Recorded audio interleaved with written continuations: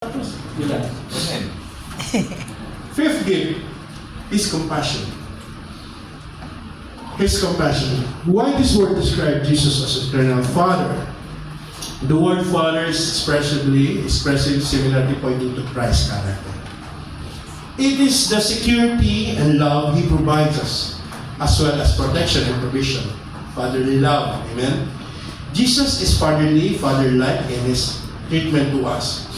This is similar to what the psalmist in mind when he said, as Father shows compassion to His children, so the Lord shows compassion to those who fear Him. Amen? Psalm 103 verse 13. Gift is compassion. Questionable pa ba ang pag-ibig nila sa atin? Amen? Hindi na, di ba? His love is so perfect. His love is so perfect, kapatid. If you believe that He can forgive your sin. Amen? His love is so perfect. Wala nang ibang perfectong pagmamahal kundi ang binigay ni Jesus. Amen? Hallelujah. Isipin mo lang, katulad ng aking life noon, kaya ako nagtitestimony. Kung ikikwento ko sa inyo, ang mga pinagagawa ko noon, siguro 45 minutes yun. Yung mga kasalanan ko ng panahon pa kami, Jemima, nagpapasalamat ako aking misis kasi hindi talaga nagsasawa talaga manalangin sa pamamagitan din ng Brother Dodo. Actually nga, minsan sasabihin ko kay Jemima, nagsusumbong ka na naman, no? Nagsumbong ka naman kay Brother Dodong, no? O nagsumbong ka na naman kay Desiree, no? O nagsumbong ka naman kay Jilin, no? Ganun yung kay Miss ko. Hindi pa.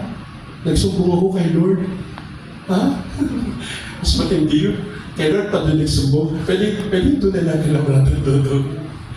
Nung before na ako iniinom pa talaga, everyday, halos everyday ako umiinom kasi nagkaroon ako ng PTSD. Nung ako yung na-involved sa, yung, hindi ba nakwento na yung Brother Dodong.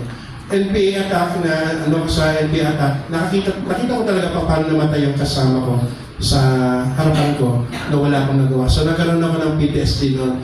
Post-traumatic stress disorder ang tawag doon. Sinamahan ako ni Jemima sa doktor, niresetahan ako alprazolam.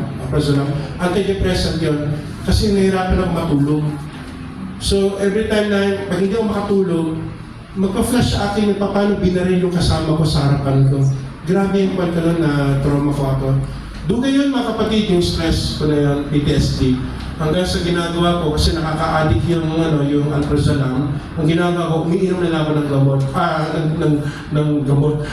Yung gamot na brand ko, which is Red Horse or Alak or Tanduay. Yun ang aking brand ng gamot, medicine.